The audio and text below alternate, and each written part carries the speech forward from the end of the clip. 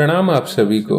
मेरा नाम सुशील है। सुभद्रा जी का पूर्ण साहित्य समाज से जुड़ा हुआ है। समाज से जुड़ी हुई हलचलों को उनकी कहानियों में देखा जा सकता है। आज हम उनकी कहानी प्रोफेसर मित्रा के पास आपको लेकर चलते हैं। प्रोफेसर मित्रा 40 की देहली के करीब पहुंच चुके थे, किंतु थे अभी तक अविवाहित। यह बात नहीं थी कि वे विवाह करना ही न चाहते थे, पर वे जैसी आदर्श पत्नी की खोज में थे, वैसी उन्हें अभी तक कहीं न मिलती थी। प्रोफेसर मित्रा स्वभाव से ही उदार और सुशील थे। रंग सांवला, कद ऊंचा और चेहरा सुडौल था। वे बहुत कम बोलते थे, स्वभाव के कुछ झक्की थे, पर थे आदमी अच्छे। कभी घंटों मेज पर हाथ की कुहनियां टिकाए, गालों पर हाथ रखे वे विचार मग्न बैठे रहते थे। और कभी बातचीत करते करते कुछ ख्याल आ जाता तो वे बिना कुछ बोले ही बातचीत समाप्त करने के लिए उठ खड़े हो जाते थे। परंतु लड़के उन्हें चाहते थे और उनका आदर भी करते थे। वे फिलॉसफी के प्रोफेसर थे। सेकेंड ईयर के एक लड़के कांति किरण को वे बहुत चाहते थे। कांति किरण एक निर्धन परिवार का लड़का था। उसकी फीस और पढ़ाई का कुल खर्च प्रोफेसर मित्रा अपने पास से देते थे। कांति किरण सच्चरित्र, सुशील, तीक्ष्ण बुद्धि और मेधावी था। यही कारण था कि आर्थिक सहायता करने के अतिरिक्त प्रोफेसर मित्रा उससे स्नेह भी करने लगे थे। प्रोफेसर मित्रा विवाहित थे ही। शहर से जरा हटकर उनका एक बड़ा सा बंगला था, जिसमें रहने वाला उनके अतिरिक्त और कोई न था। उन्होंने एक दिन कांति किरण से अपने बंगले पर ही रहने को कहा और कांति किरण तब से उन्हीं के बंगले पर रहने लगा। इस प्रकार प्रोफेसर मित्रा ने अपने शून्य जीवन में एक साथी का प्रबंध कर लिया। गर्मी की लंबी छुट्टियों के बाद जब कॉलेज खुला तो नई भर्ती होने वाली लड़कियों में कांति किरण की भांति एक लड़की मृणाल पर भी प्रोफेसर मित्रा की अनुकंपा विशेष रूप से हो गई। यह मृणाल कौन थी, कोई नहीं जानता था। मैट्रिक उसने कलकत्ता से ही पास किया था। अपनी विधवा माँ के साथ कुछ ही दिन हुए यहाँ आई थी। मृणाल की माँ निर्धन थी। यहीं के लड़कियों की मिडिल स्कूल में वह उप पाठिका होकर आई थी। मृणाल की माँ और प्रोफेसर मित्रा से कब पहचान हुई, यह कोई नहीं जानता, किंतु मृणाल के भी पढ़ने का सारा खर्च प्रोफेसर मित्रा ने अपने ऊपर ले लिया। यही नहीं कि प्रोफेसर मित्रा केवल कांति किरण और मृणाल को ही आर्थिक सहायता देते हों, वे और भी बहुत से गरीब लड़कों की सहायता करते थे। बैंक में उनका कोई हिसाब न था। हर महीने की तनख्वाह उनके आवश्यक खर्च को निकालकर इसी प्रकार निर्धन विद्यार्थियों की सहायता में उठ जाती थी। वे प्रायः कहा करते थे, हर महीने मुझे इतने रुपए मिलते हैं, मैं उन्हें इस प्रकार न बांट दूं तो क्या करूं? न स्त्री न बच्चे, रुपए का संग्रह करके मैं करूंगा क्या? मृणाल की माँ को महीने में कुल 30 रुपए मिलते थे, जो दोनों माँ बेटी के लिए सम्मान के साथ रहने के लिए भी पर्याप्त नहीं थे। परंतु प्रोफेसर मित्रा की सहृदयता ने उन्हें कभी किसी प्रकार के कष्ट का अनुभव न होने दिया। सजातीय होने के कारण उनकी घनिष्ठता बहुत बढ़ गई। सप्ताह में एक बार प्रोफेसर मित्रा मृणाल की माँ से मिलने जाते और मृणाल तो प्रायः रोज ही 1-2 घंटे प्रोफेसर मित्रा के यहाँ बिताती थी। मृणाल लाजिक की, जिसे प्रोफेसर मित्रा ही पढ़ाते थे, बड़ी अच्छी छात्रा थी। प्रोफेसर मित्रा उससे बहुत खुश रहते थे। मृणाल अपनी माँ की पहली संतान थी। माँ बेटी का रिश्ता जाने बिना प्रायः लोग उन्हें बड़ी छोटी बहन समझते थे। मृणाल के जन्म के कुछ ही समय बाद मृणाल के पिता का देहांत हो गया था। तब से इसी प्रकार नौकरी और ट्यूशन करके मृणाल की माँ उसे इतनी बड़ी कर पाई है। अब उसे सबसे बड़ी चिंता मृणाल के विवाह की थी।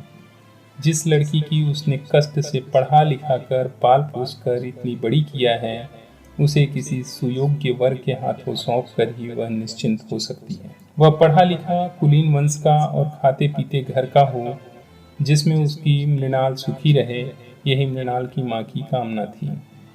निर्धनता का जो कटु अनुभव मृणाल की माँ को था, वह भूलने के योग्य नहीं था।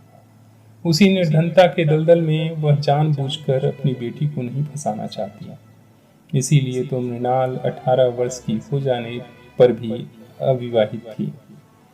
मृणाल की माँ को जब मालूम हुआ कि प्रोफेसर मित्रा अविवाहित हैं, तो वह सोचने लगी कि मृणाल और प्रोफेसर मित्रा की जोड़ी तो बुरी नहीं रहेगी। प्रोफेसर मित्रा की उम्र वैसे कुछ ज्यादा भी नहीं है, इसके अतिरिक्त मेरी मृणाल रानी बनकर भी तो रहेगी। एक दिन मृणाल की मां ने निश्चय किया वह प्रोफेसर मित्रा से उनके अविवाहित रहने का कारण पूछेगी। उस दिन शाम को जब प्रोफेसर मित्रा आए तो उसने साहस करके यह सवाल उठाया, मित्रा साहब, मैंने सुना है कि आपने अभी तक विवाह नहीं किया है। यदि आपको कोई अड़चन न हो तो क्या मैं जान सकती हूँ कि इस संन्यास का क्या कारण है? प्रोफेसर मित्रा के सामने ऐसा सवाल भी इस घर में उनसे कभी होगा वह न जानते थे। बोले, मैंने आज तक विवाह की ओर ध्यान ही नहीं दिया। क्यों नहीं दिया कह नहीं सकता। अब तक नहीं दिया तो अब तो ध्यान देना चाहिए। शाम को लौट कर जाते हैं तो क्या वीरान सा घर आपको अच्छा लगता है? प्रोफेसर मित्रा हंसकर बोले, नहीं, घर तो वीरान नहीं रहता, कांति किरण रहता है। अक्सर मृणाल आ जाती है, फिर नौकर चाकर भी तो रहते ही हैं। मृणाल की मां तनिक हंसकर बोली, नौकरों चाकरों से कहीं घर आबाद हुआ है? और कांति किरण क्या, उसकी पढ़ाई खत्म हुई 2 महीने बाद अपने घर चला जाएगा। मित्रा साहब हंसकर बोले, मृणाल तो रहेगी। मृणाल की मां जरा गंभीर होकर बोली, हाँ, मृणाल तो रहेगी, पर ऐसे रहने से क्या होता है? मैं मृणाल के ही लिए कह रही हूँ। अब मृणाल के साथ गृहस्थी बसाओ, मैं भी उसके हाथ पीले करके निश्चिंत हो जाऊं। प्रोफेसर मित्रा चौंक पड़े। मृणाल के साथ गृहस्थी बसाऊं?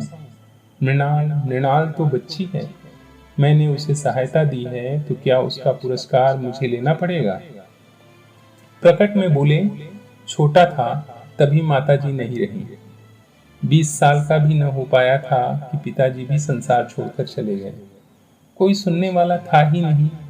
न तो विवाह के विषय में कभी सोचा, न सोचने का समय मिला।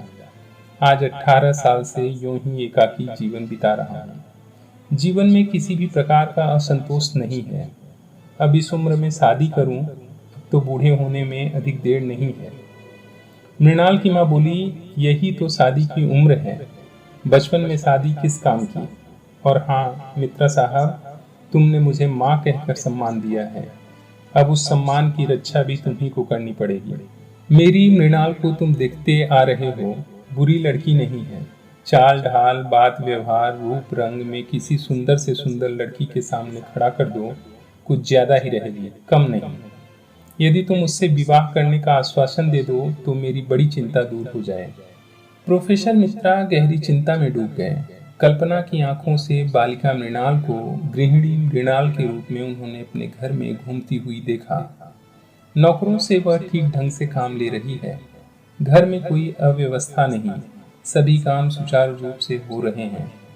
प्रोफेसर मित्रा को अब घर के किसी भी काम की ओर ध्यान देने की जरूरत नहीं रहती। इसी समय मृणाल की मां की बात से वह चौंक से उठे। मृणाल की मां कह रही थी, मित्रा साहब, चिंता न करो, मेरी मृणाल को स्वीकार कर लो, वह तुम्हारे घर को स्वर्ग बना देगी। मित्रा साहब ने कहा, आप मुझे कुछ दिन सोचने का समय दीजिए, बहुत जल्दी मैं आपको जवाब दूंगा। और वे अपने बंगले की ओर चले। आधे से अधिक प्रोफेसर मित्रा इस विवाह के पक्ष में हो चुके। घर आए, देखा ड्राइंग रूम में मृणाल कांति किरण से कुछ बातें कर रही है। जाने क्यों उन्हें यह अच्छा न लगा। आज यह पहला ही अवसर न था कि उन्होंने कांति किरण और मृणाल को बातें करते देखा हो। बहुत बार देखा था, परंतु इस ओर उन्होंने कभी ध्यान ही न दिया था।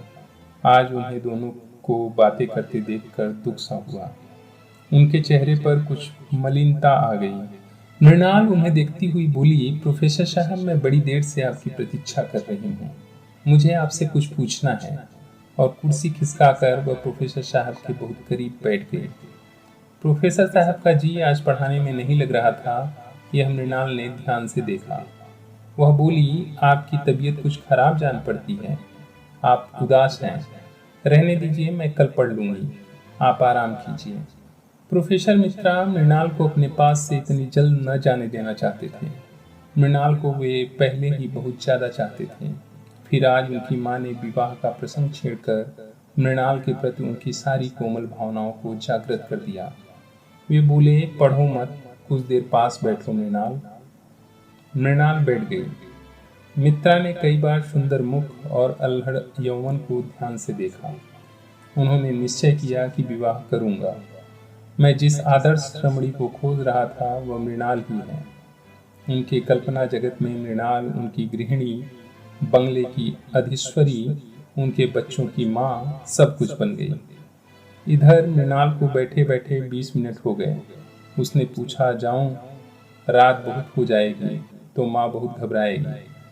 प्रोफेसर मित्रा चौंक पड़े। बोले, हाँ मृणाल, रात बहुत हो गई, चलो तुम्हें छोड़ आता हूँ। आप क्यों तकलीफ करते हैं, ड्राइवर से कह दीजिए, मृणाल ने कहा। पर प्रोफेसर साहब न माने। वे बोले, नहीं, चलो मैं ही छोड़ाऊंगा। और वे मृणाल को लेकर चले। ड्राइवर तो था भी नहीं। ऐसी हालत में प्रायः कांति किरण ही उसे छोड़ने जाया करता था। इस वार्ता में भी ड्राइवर की जगह मृणाल का मतलब कांति किरण से ही था। प्रोफेसर साहब मृणाल को छोड़ कर आए। उस दिन रात भर वे न सो सके। विवाह की चिंता में उन्हें सारी रात नींद न आई। दूसरे ही दिन उन्होंने बैंक अकाउंट खोलने का भी निश्चय किया। घर गृहस्थी का सब कुछ तो अब उन्हें संग्रह करना ही पड़ेगा। अब लापरवाही से काम नहीं चलेगा। सुबह उठते ही उन्होंने कांति किरण को बुलाया। मालूम हुआ कि कांति किरण आज सवेरे से ही कहीं चला गया है। कांति किरण के द्वारा वे एक बहुत बढ़िया पलंग का ऑर्डर देने वाले थे। मृणाल के लायक उनकी समझ में उनके घर में कोई भी सामान नहीं था। सभी सामान ठीक और अच्छा बनवा कर रखना पड़ेगा।